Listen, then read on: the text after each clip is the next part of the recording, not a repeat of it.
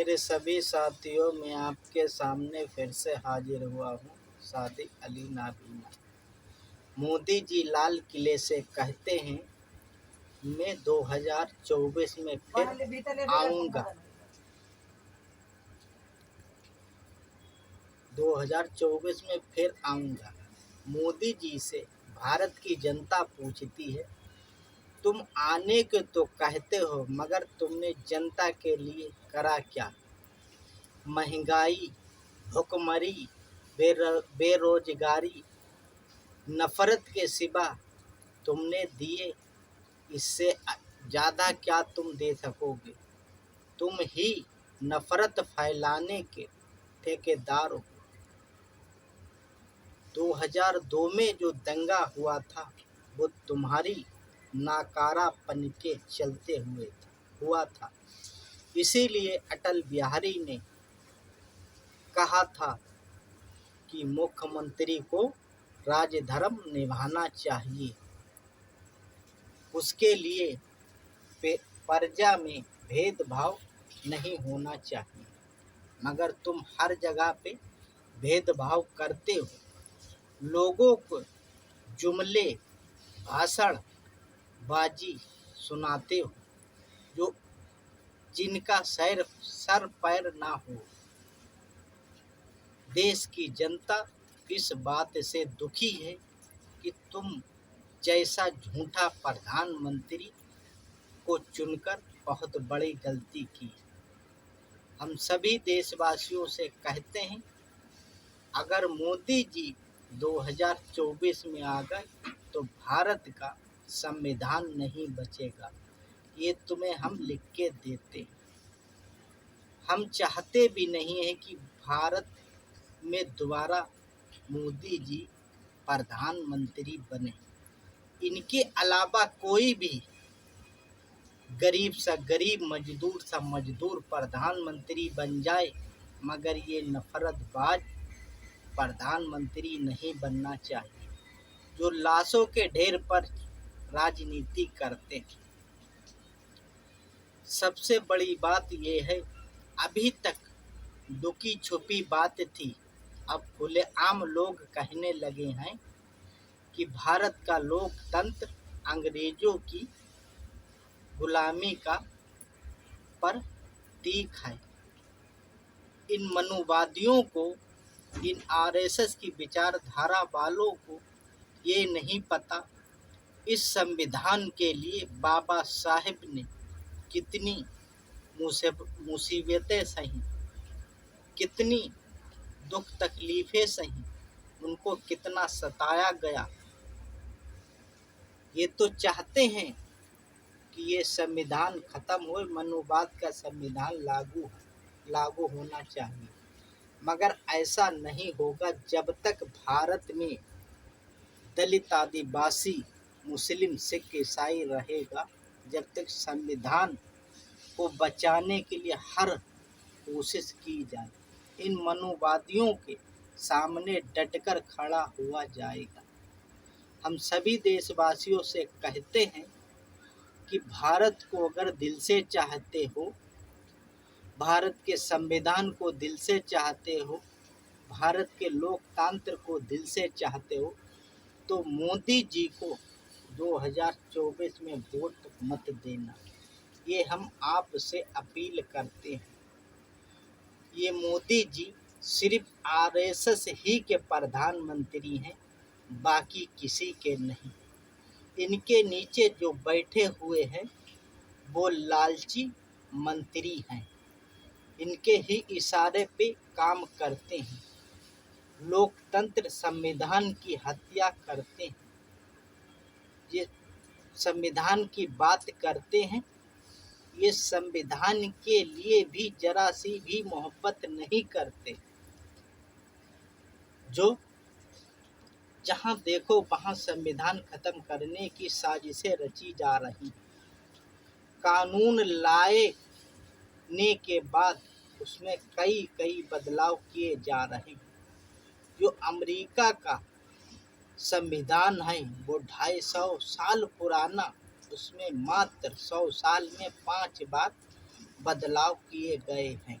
संशोधन हुआ है, मगर भारत के संविधान में एक साल में छोड़ो, एक संसद सत्र में कईयों कईयों कानून लाके बदल दिए जाते हैं, संशोधन कर दिया जाता है। ये सभी देशवासियों सोचने का वक्त है, समझने का वक्त है, दिमाग लगाने का वक्त है कि हम सब ने बदकिस्मती हम सबकी है जो प्रधानमंत्री मोदी जैसा प्रधानमंत्री चुना। झूठा, जुमलेबाज, कुछ कह नहीं सकते। देश में नफरत फैलाने वाला ऐसा प्रधानमंत्री न आया था न आया है। महंगाई इतनी बढ़ा दी है, जो झूठे जुमले देख के 2014 में आए थे कि बहुत हुई महंगाई की मार, अब की बार भाजपा सरकार तो आ गई मगर महंगाई नहीं कम हुई। जो गैस सिलेंडर 400 का था वो आज 1200 का मिल रहा। जो आटा 12 रुपये में था आज 36 रुपये में मिल रहा। जो पेट्रोल 55 रुपये में था आज वो 100 रुपये में मिलता है। अन्य चीज़ें देख लो, हर जगह पर इन्होंने जीएसटी लगा दी। ये गरीब मजदूर की कमर तोड़ने का काम किया है। जो ऊंचे पूंजीपति लोग हैं उनके ऊपर बोझ कम डाला है। ये सबसे ज़्यादा धोखेबाज, झूठे 420 प्रधानमंत्री हैं। पीएम केयर फंड बना के जनता के साथ धोखा किया कि उसमें सारे लोग पैसा डालो, वो पैसा जनता के ही काम आएगा। इन्होंने धोखा दिया, धोखा देकर उस पैसे से विधायकों को खरीदा, अपनी रैलियों में खर्च किया। जनता ने आईटी डालकर जानकारी लेना चाही तो साफ मना कर दिया, ये सरकारी नहीं प्राइवेट फंड है। ये सोचने का वक्त है, इनसे ज़्यादा धोखेबाज कोई प्रधानमंत्री ना था, ना हुआ, ना होगा। ऐ मेरे सभी देशवासियों, भाजपा की चाल को समझो। अभी सीजीआई की रिपोर्ट में 3 खुलासे हुए हैं। ये 3 ही खुलासे हैं, इनसे ही आंकड़ा लगा लो। इससे कई गुना ज़्यादा घोटाले हुए हैं भारत में। उन घोटालों का पैसा मोदी जी से लगा के जो मोदी के नीचे मंत्री हैं उनकी सब की जेब में गया है। इससे लोकतंत्र की हत्या हुई है। लोग आवाज ना उठा सके। सारे जो गुजराती लोग थे उनके ही हाथों में सौंप दिया। जहां देखो गुजराती ही दिखाई देते हैं। मैं यही जनता से अपील करता हूँ कि सब जगह गुजराती ही दिखाई देंगे तो बाकी देश के लोग कहाँ क्या करेंगे। हम सबको गुलामी की ओर ढकेला जा रहा है। पूरी देश की संपत्ति गौतम अडानी के हाथों में सौंप दी है। कहीं कोई निशान नहीं छोड़ा जो कोई और उस पर बिजनेस कर लेता। यहाँ तक जो हमारे शिक्षा के केंद्र थे वो भी इन्होंने प्राइवेट करने के लिए काम शुरू कर दिया है। जो सरकारी स्कूल भारत में 46,000 बंद किए हैं वो इसी के चलते ही बंद किए हैं कि गौतम अडानी ही के वो स्कूल हैं। उनमें पढ़ाई शिक्षा की फीस ज़्यादा हो, जो गरीब मजदूर लाचार लोग हम जैसे अंधे लोग अपने बच्चों को पढ़ा ना सकें। इसलिए पढ़कर मोदी जी से सवाल करेंगे, इन मनुवादियों से सवाल करेंगे। ये भारत के प्रधानमंत्री नहीं, ये सिर्फ आरएसएस के प्रधानमंत्री हैं। आरएसएस ही का ख्याल रखते हैं। ये हम सबको सोचने का वक्त है। ये दलितों की ही नौकरियों को छीनते हैं, उनका आरक्षण खत्म कर दें और झांसा देते हैं कि हमारे तुम भाई हो, हमारे बच्चों को दंगाई बनाते हैं। ये सभी देशवासियों से मैं कहता हूँ कि अपने बच्चों को समझाइए और इन मनुवादियों आरएसएस बजरंग दल की रैलियों में जाने से रोको। इससे ज़्यादा मेरे देश में नफरत फैलती चली जा रही है। बहुत बहुत बड़े घोटाले हो चुके हैं। आगे भी घोटाले जब उजागर होंगे, जब भाजपा सरकार केंद्र से जाएगी। इन्होंने सारा पैसा बजट का मंदिरों ही में, आरएसएस के ऑफिसों में लगा दिया है। जहां देखो भाजपा के ऑफिस बने हुए, आरएसएस के ऑफिस बने हुए। इससे साफ जाहिर होता है जो महंगाई का पैसा सब इन्हीं लोगों के हाथों में जा रहा है।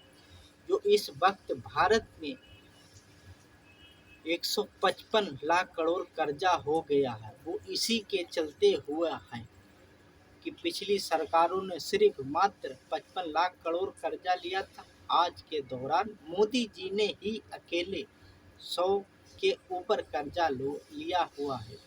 ये देश की जनता को जानना है, समझना है।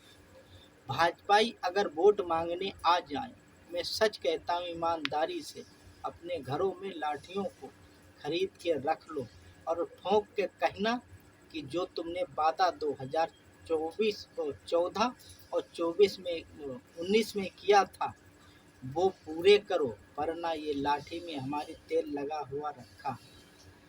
इतना कहना तुम्हें है, बाकी ये खुद समझ जाएंगे। तुम्हारी गलियों में से आना बंद कर लें। इन्हें तो मालूम है कि काम तो किया नहीं है, मांगे तो वोट काहे मांगे। मंदिर, मस्जिद, गुरुद्वारा, चर्च, इस पे वोट इन्हें नहीं मिलेगा। जो काम इन्होंने किया सिर्फ नफरत फैलाने ही का काम किया। देश की जनता से मैं यही अपील करता हूँ, इन मनुवादी आरएसएस की विचारधारा वालों के हाथों में देश देना महापाप है। अब जो गलती हो चुकी वो हो चुकी, अब दोबारा उसे दोहराना नहीं है। यही मेरी सभी देशवासियों से अपील है। बाबा साहेब के संविधान को ख़त्म करने में ये लोग खूब लगे हैं, हर कीमत पर उसको ख़त्म करना चाहते हैं। अभी तक लुकी छुपी बात थी, अब खुलेआम लोग कहने लगे हैं। जबकि भारत का संविधान बनाने में बाबा साहेब और अन्य लोगों ने चर्चा 2.5 साल की, एक एक चीज पे चर्चा की, फिर उसके बाद इसे लागू किया। ये मनुवादी लोग इस संविधान को ख़त्म करना चाहते। ये संविधान ख़त्म हो गया तो समझ लो हम सब लोग फिर से गुलाम हो जाएंगे। अब पहले गोरे अंग्रेजों के गुलाम थे, फिर इन मनुवादी काले अंग्रेजों के गुलाम हो जाएंगे। ये अंग्रेजों के दलाली करने वाले जो हिंदू राष्ट्र की कल्पना करते हैं। हमारा पड़ोसी देश एक नेपाल, ये हिंदू राष्ट्र कभी था, मगर आज की तारीख में वो भी सेकुलर देश बन गया। कि जब तक वो हिंदू राष्ट्र था तब तक उसमें भुखमरी, बेचारी, लाचारी खुद मैंने अपनी आंखों से देखा है कि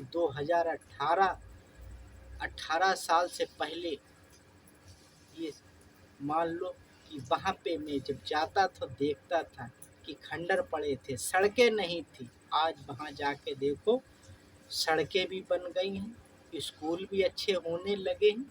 तो हिंदू राष्ट्र से हमारा देश पीछे जाएगा, इतना ध्यान रख लेना। पड़ोसी देश को देख लो, समझ लो, जानकारी ले लो, फिर आगे कदम उठाना। इन मनुवादियों को, इन भाजपाइयों को किसी हाल में अपना भारत नहीं सौंपना है। ये देश के गद्दार हैं, आरएसएस की विचारधारा वाले लोग हैं। बाबा साहेब अम्बेडकर खुले दुश्मन, महात्मा गांधी के हत्यारे, नाथूराम गोडसे के पुजारी हैं। उन्हीं को ये बढ़ावा देते, उन्हीं को देशभक्त बताते हैं। ऐसे ऐसे लोग हैं, ये हम सब लोगों को सोचने का वक्त है। यही मेरी सभी से अपील है। मेरे देशवासियों, जागो जागो, भाजपा हटाओ, अपना देश, अपना राज, अपने भारत का संविधान बचाओ। जय हिंद।